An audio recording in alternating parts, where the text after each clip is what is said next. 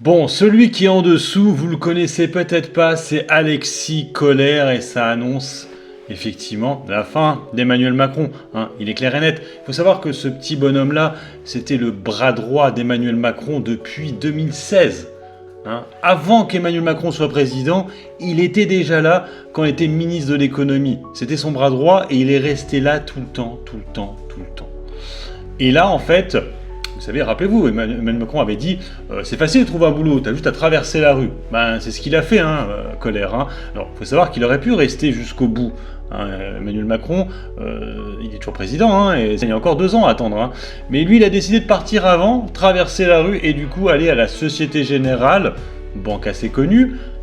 On se rappelle, en 2008, Kerviel. Hein. Ils aiment bien les casseroles du côté de chez la Société Générale, parce que là, ce sera le numéro 2 à la Société Générale, en sachant que Kohler, alors je ne sais plus s'il y a encore des soucis, mais je sais qu'il avait été mis en examen à cause de prise de position avec MSC, un groupe un peu à concurrent à Bolloré, un groupe italien. Mais je suis pas sûr que ce soit encore en examen. Peut-être pour ça du coup qu'il est parti à la Société Générale. Mais en tout cas, ça marque la fin de l'ère Macron, qui aura duré du coup 2 quinquennats. Donc là, comme je vous dis, il n'est pas encore fini le quinquennat, il reste encore 2 ans. Mais en tout cas, il ne sera plus là, lui. Donc Macron va se retrouver un peu tout seul maintenant. On le voit de moins en moins, Macron. La seule fois où on le voit, c'est pour donner de l'argent à Zelensky. On l'a encore vu il y a 2 ou 3 jours en arrière, 2 milliards. 2 milliards. Et puis, ce Kohler-là, qu'on voit en dessous.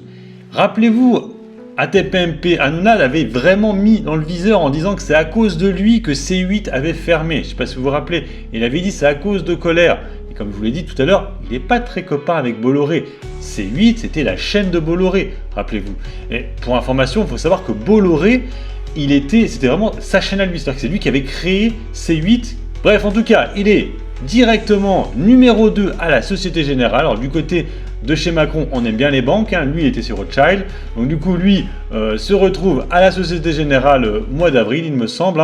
Voilà, en tout cas ça se passe bien au niveau du gouvernement. Bruno Le Maire est du côté d'ACML, une société d'Amsterdam dans les semi-conducteurs, et l'autre, Thierry Breton, il a été bombardé à la Bank of America aux États-Unis. Comme quoi c'est facile de trouver un travail, il suffit soit de traverser l'Atlantique, soit aller aux Pays-Bas, ou du coup traverser la rue pour Alexis Kohler. En tout cas, ça marque la fin d'Emmanuel Macron.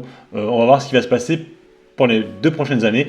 Est-ce que Bayrou va rester en poste pendant 2 ans ou est-ce que ça va encore rechanger ?